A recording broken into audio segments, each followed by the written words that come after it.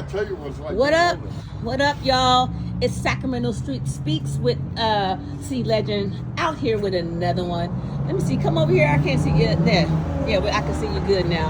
All right, yo. What's your name? And please speak up in the camera because of the noise in the background. My name is Edwards. Edwards? Yes. Okay. And Edwards, are you homeless? On the verge. On the verge? Yes. All right. And what happened to make you on the verge of being homeless? And can you speak up? Like being locked down for so long kind of messed up a lot of things, you know, so trying to, get back on my feet. Okay. You know. Okay, so you're 29 years old. Where were you at before you became on the verge of being homeless? Where were you? Oh, I don't remember. Where was I? In the South? In the South, yeah. Okay. Yeah. So how long have you been going through this circumstance of being on the verge of being homeless? You're 29 now. Did this start when you were like 20, 17? Can you give us like an idea? We were interested in knowing when did the hardship start for you? To be honest, it started at a young age, but I'm just still trying to get back on my feet. Okay. And we'll get more into that, just a little bit into that. Yeah, man. Okay, so you're 29 years old. You said you're on the verge of being homeless. Okay, let's just hold on. Let me just kind of rewind and let's press the reset button and kind of start from the beginning. So where are you from? Sacramento. Okay, Sacramento. That's what I'm talking about, West Coast. All right, I'm from Sacramento as well. What part of Sacramento are you from? Literally all over Sac. I don't really claim a site. No, I don't really claim that either. That's where you was raised at. I was not raised. Yeah, you was. Because when I was old enough to get on my feet. I know where you was and raised like I at. said, I was old Okay, enough to Aunt, you gonna let him do his interview and then you next? Oh, okay, go ahead. Okay, no, you can stand right here. When I was old enough to get on my feet, I getting was up in not there. raised up in there. Even when I was a kid, I was not raised out there. Okay, so let him tell his story. Because let me tell you what this is, Unc. What this is, I call him Unc, y'all. So what this is his perspective. Okay. Are you guys aware of that word? Yeah, I got that. Okay, so I have a whole son, and I have to respect my son's perspective and experience. I get that. Even though as a mother raising him, I may not agree with everything that he feels or how he experienced things, but as adults, we have to respect other people's experience. So let's hear his experience. What's your name? Edwards. Okay. Yeah. So go ahead. So since you were young, so you're from Sacramento. Which part? Literally everywhere. Okay. So Literally everywhere. when did that start? Like, how long do you think you stayed in one place? Like, give me an idea. When did you come to Sacramento? Oh, I've been in Sacramento all my life. Okay. I've been out here all my life. You never lived anywhere else? No. Okay. Literally been everywhere. Okay. Do you have any brothers or sisters or that you were raised in the home with? For a short while. But no. Okay. Tell me more about that. Because you're 29 years old. Were you raised with your mom and your dad, or? That's a whole other side. So I feel comfortable answering that one. Okay. So who raised you? Were you raised in the system, or kind of? You're basically what you're saying that you kind of dealt with a lot of all of that system. Am I right? Yeah. Did you live with different family members? Yep. Okay. So when did you literally just jump off the porch, if you will? Like, when did you really literally just be like, I'm out here, I'm doing my own thing, and really you were responsible for your own self? Too young. 10, 11. 10 and 11. Too young. I've been doing everything for myself. Okay.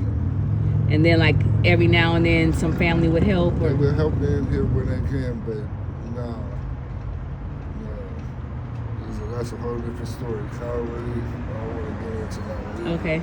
Now, at 11 years old, like, being out in the street and what's going on now, I can only imagine that a lot of people were trying to take advantage of you or using you.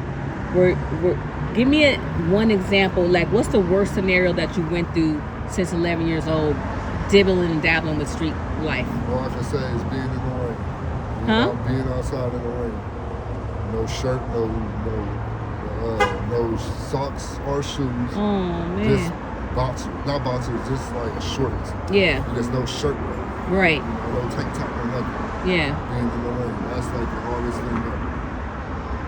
That's the best thing I can say about that situation. What did you do to cope with the feelings of being alone like that? Still trying to cope with it. So those wounds will never heal. Okay. Seriously. So let's go back to brothers and sisters. Do you have brothers and sisters? Yeah. Are you guys like? What's your relationship now with them? Are they old? Like, where are you in the birth order?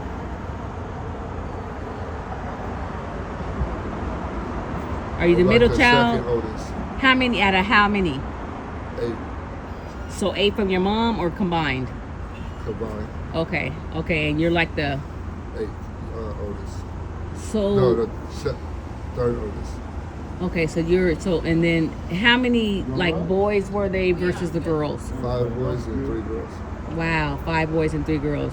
So right now, how would you, if you had to rate your relationship with them? Associates. All of them, all 7 of them, Associates. associates. Yeah. High and by, part in my back. Huh? High and by, part in my back. High and by and what? Part in my back. What? That means don't talk to me. Leave it. So you're giving them your back. My back. I can't talk to you. You know, it's just like that. What about your mom or your father? Do you know where they're at right now? Yeah. Yeah. How's your relationship with them? Associates. Yeah. So so if I were to ask you, who do you trust? Myself. Name one. I see you here with who I have dubbed as Unc. That's probably the only person I'll probably be able to trust. Are y'all blood related? Yeah. Okay. And what makes him someone that you feel like you can trust?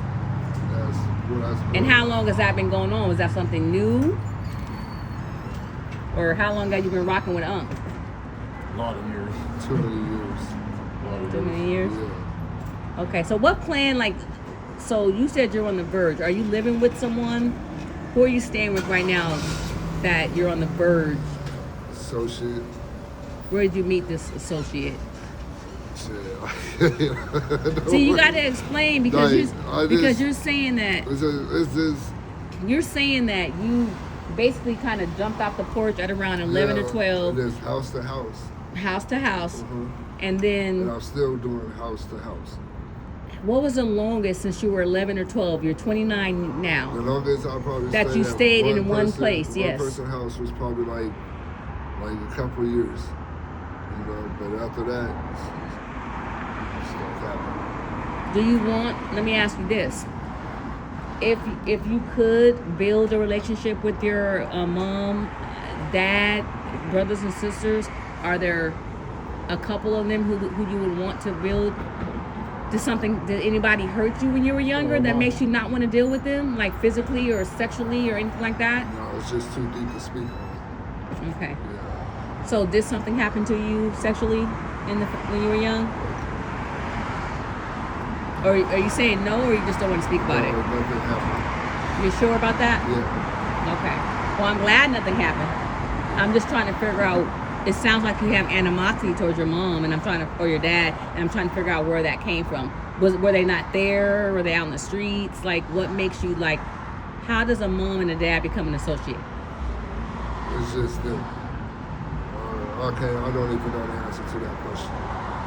Are they young? Like 15 years older? Like, when did your mom have you? I never asked that question. So you don't know how old your mom is? I know she's like 40 something for sure, but I never asked her that question. Okay, you said Edwards? Yeah. Okay. That's So a good question. I never answered. That's good. see, you got to figure that out. Yeah, I don't want to. I don't want to. Yeah, but Well, yeah. I feel like, you know what, you might, I don't know exactly what's going on. Hopefully, I'll get to follow your story. I'm over here a little bit, y'all. I'll get to follow your story because you guys, you have to keep in mind, I like to look the person in the eyes, so I'm not paying attention to my camera, but I'm gonna get better. But, so it just basically sounds like you've had a lot of things going on that the average Sacramentian or person has not gone through. What plans do you have for yourself to create something different in the future? I just want to get a job right now. Okay. That's all I need right now. So what action? That's a good plan. What actions do you think? Like, do you have an ID? Do you have your social security card? Yeah. Okay, so you can go get a copy of your birth certificate and things of that nature. If I needed to, yeah. Okay, so those are some things that you have to get, you know, because when you get a job, you have to have.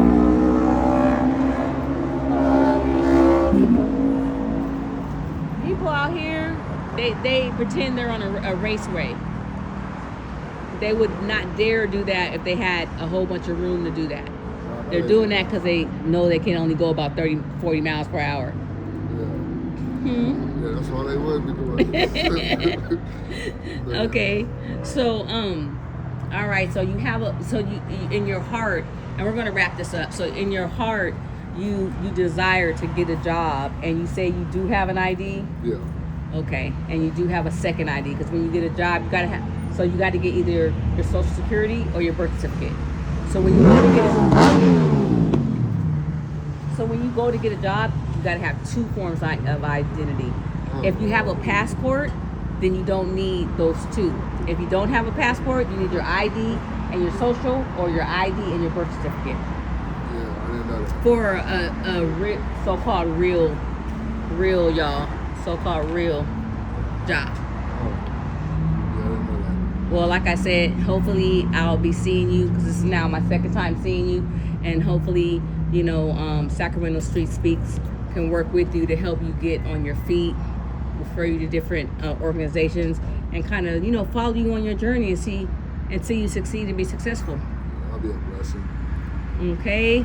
All right. Well, shoot, man, I want to thank you. I promise you, this is not rehearsed or. They keep doing that, you guys. So, you guys, I want to thank you, Edward, for taking the time to sit down with Sacramento Street Speak. And like I said, hopefully you guys, all my supporters and his supporters, know that we will be following his story and watching it unfold in real time. Do you have a Cash App if someone wanted to donate? Okay, so that's something we're going to work on, y'all. Getting my Cash App set up for my page, and then also making sure that my interviewees have their Cash App so that you guys can all donate to them directly, and it won't have to go through me.